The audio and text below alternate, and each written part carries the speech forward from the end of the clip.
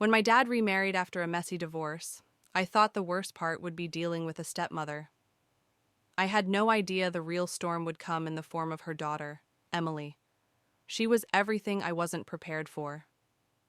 She walked in that first day, wheeling a pink suitcase behind her and carrying the air of someone who'd seen more of the world than her 16 years should allow. I was 17, and suddenly my quiet house was filled with perfume, drama, and late-night arguments about whose turn it was to use the bathroom. But Emily was different. Too different. She laughed with her whole face, cried while watching old romantic movies, and had the kind of smile that made people forget what they were angry about, including me. At first, I thought it was normal sibling tension, arguing over chores, fighting for the front seat, trading sarcastic comments over breakfast. But things began to shift in ways I didn't understand, or maybe just refused to admit. She started wearing my hoodies. I started noticing how she looked at me when she thought I wasn't watching. And once, when we were both home alone during a thunderstorm, she clung to my arm like I was her only lifeline. That night, something unspoken passed between us, and everything changed. Chapter 2: Signals and Secrets. A month after the wedding, we were alone again, our parents off on some weekend retreat to work on blending the family. Emily and I stayed back. I had football practice, she had her art project.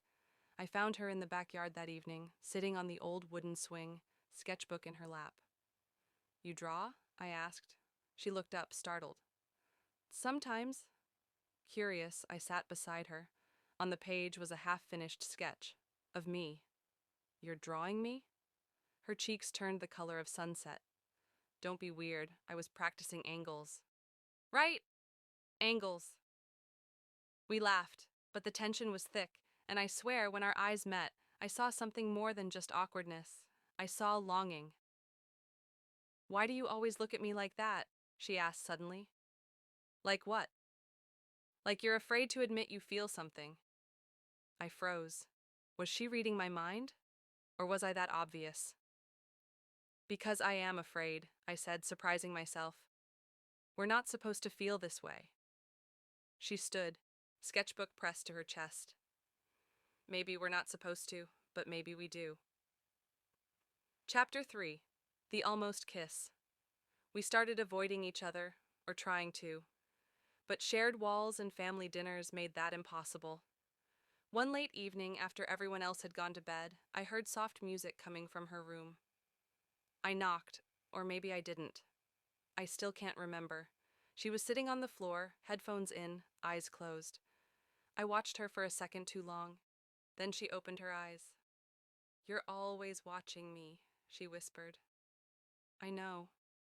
She stood, walked over, close enough that I could smell vanilla and ink. Her hand touched mine, slowly. "You're not my brother," she said softly. "Not by blood."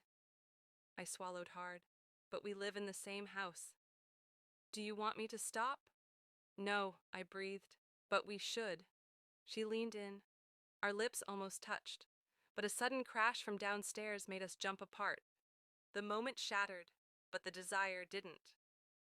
Chapter 4: Torn Hearts. The next few weeks were a mess.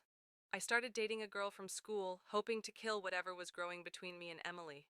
She started spending more time with her sketchbook and less time talking to me, but the silence was louder than ever. One night, I found a drawing on my pillow. It was me again, sleeping, peaceful, with her initials in the corner. I confronted her. "Why do you keep drawing me?" "Because I can't say what I feel." "You need to stop." "So do you," she snapped. "But you won't." We stood there, breathing heavily, the air between us crackling like fire. And then she kissed me. A soft, trembling, forbidden kiss. I didn't stop her. Chapter 5: The Fallout. Our kiss changed everything. We began sneaking moments together, sharing earbuds, meeting late at night by the old oak tree, stealing kisses when no one was watching. It was thrilling and terrifying. But secrets don't stay buried forever. One afternoon, my stepmother found a note I had written to Emily. Nothing graphic, just enough to raise questions. She confronted my dad. They confronted us. "What's going on between you two?" my father asked, eyes dark. "We're just close," I lied. "Too close," my stepmother added. "This has to stop." Emily and I were banned from being alone together. Our phones were checked, our privacy stripped. But love doesn't die that easily.